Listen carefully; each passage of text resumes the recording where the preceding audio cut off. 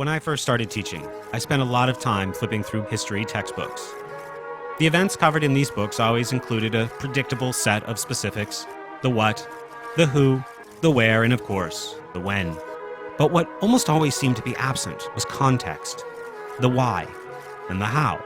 For example, one thing that I initially found very confusing was the rise of the Third Reich. The books provided plenty of charts and maps and vocabulary words and pictures and timelines. But again, no why and no how. Why were the German people not only tolerant of a leader like Hitler, why did they cheer his rise to power? Why were they so accepting of the atrocities being committed in Germany and around Europe in their name? Why were they so susceptible to the propaganda of Joseph Goebbels? And why were they so short-sighted with respect to the long-term consequences of the Nazi agenda? What had been done to them? If you are a school teacher following a book, the story is simple. It begins in 1939. However, if you are a self-teacher following your own curiosity, you can easily discover that the rise of the Third Reich is a story over 100 years in the making. In the early 1800s, in the Kingdom of Prussia, Germany's geographic and cultural predecessor, the rulers, intellectuals, and elites were determined to solve a problem: the individualistic and capricious nature of their soldiers, who would do wild and incomprehensible things like run away from gunfire in an attempt to preserve their own life instead of gladly sacrificing themselves for the needs of the state. In an attempt to strip out this independent thinking and replace it with obedience and conformity, they devised a system. They called it Schule, and within a few generations, it would change the world.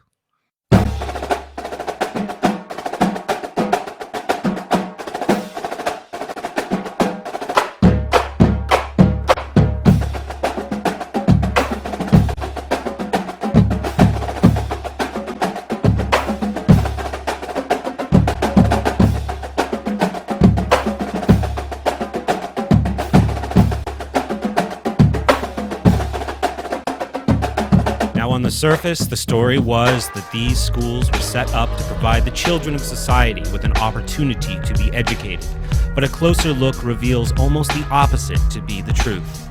These schools were not about actual education, but schooling, indoctrination, processing, molding, conditioning, sorting, and herding children for the needs and desires of the rulers and elites.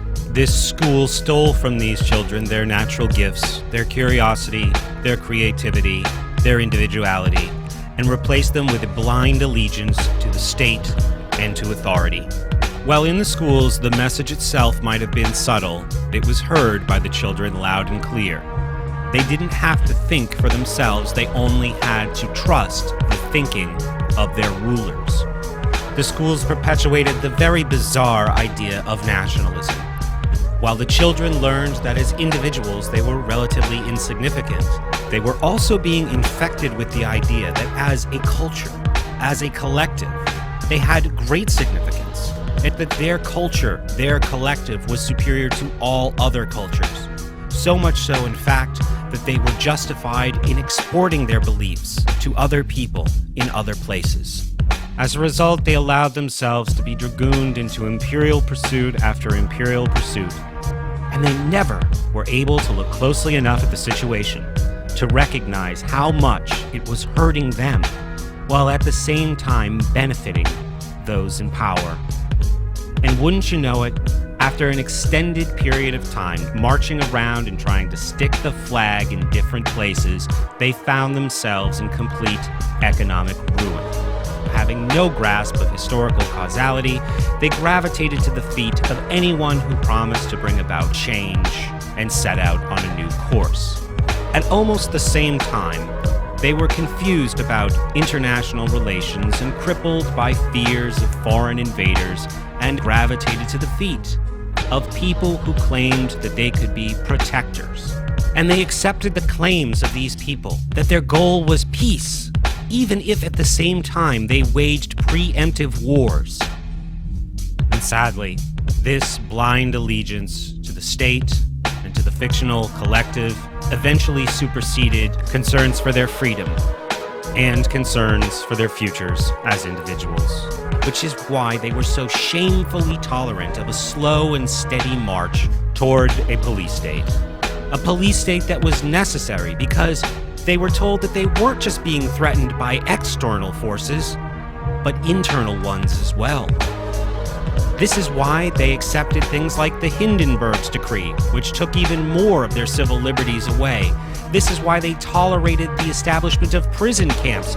It's why they tolerated armed men storming into the homes of peaceful people and putting them behind bars because of their beliefs and behaviors. It's why they were tolerant of school children being told that they should report parental behavior to the authorities. And this failure to value or even understand their own freedom eventually permitted the government to obtain the power to seize and detain anybody they wanted to in the country. And when they say, "I want my lawyer," you tell them, "Shut up."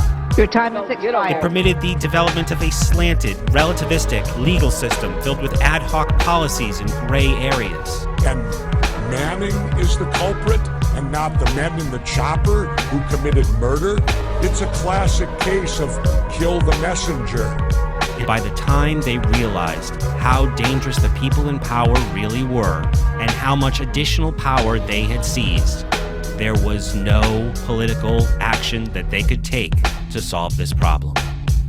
And looking back, I hope you can see that it was not one event or one man or one party that was responsible for forcing an entire society into totalitarianism. It was a process a century in the making. And it began with people being schooled to be stupid.